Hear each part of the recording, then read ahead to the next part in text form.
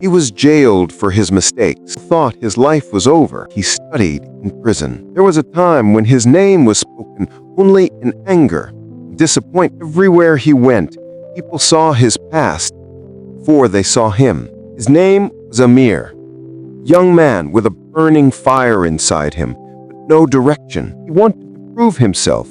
He chose the wrong path to do it. First came a fight, then small thefts, and one night, everything caught up with him. A judge's gavel came down. Amir was sentenced to 7 years in prison. 7 years. Just like that, his entire world collapsed. The day they locked those handcuffs around his wrists, it felt like they locked away his future, too. And the cell door slammed shut for the first time. The silence was deafening, wrapped around him like a cold blanket, filled with regret, guilt, and something he hadn't felt before. Fear. Deep inside, a quiet voice whispered, "This doesn't have to be the end." First, Amir ignored it.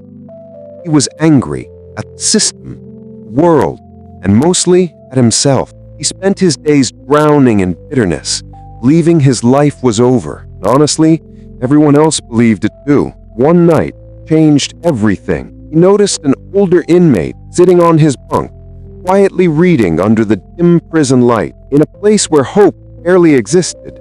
That light falling on the pages felt different. Amir scoffed and asked him, "Why are you reading? What's the point? Prisoners." Man closed his book, looked at him, and said calmly, "Because my mind is free, even if my body isn't. If I can change in here, I can live again out there."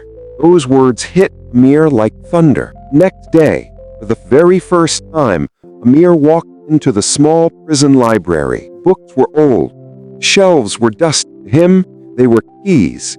Keys to doors he never knew existed. He started with simple reading. Slowly, he began studying law. People laughed at him. "What's the point?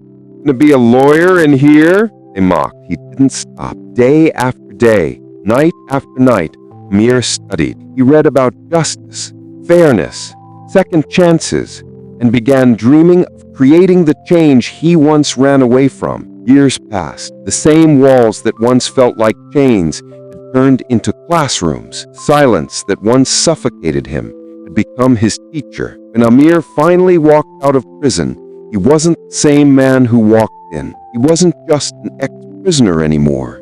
He was a man with a purpose. The world outside wasn't kind. People crossed the street when they saw him. Some doors closed before he could even knock. No one believed in him. This time, he didn't break. He remembered that quiet promise he made to himself on those long, lonely nights in his cell. "I will rise. Even if no one believes in me, I will believe in myself." Amir enrolled in law school. It wasn't easy. He faced whispers, judgment, cold stares, but books never judged him. His hard work never betrayed him. And one day, the same hands that once wore handcuffs held a graduation cap. Then came the bar exam. Amir sat in that room, took a deep breath, and thought of that old man in prison, the man who showed him that even behind bars, the mind can be free. Months later, Amir passed. He became a lawyer. And when he walked into a courtroom for the first time, it wasn't as a criminal, it was as a defender of justice. He began fighting for people who had no voice, for young men who, like him, had made mistakes but wanted another chance. He became the very thing he once thought he could never be: hope. Today, when people speak his name, they don't whisper it with anger.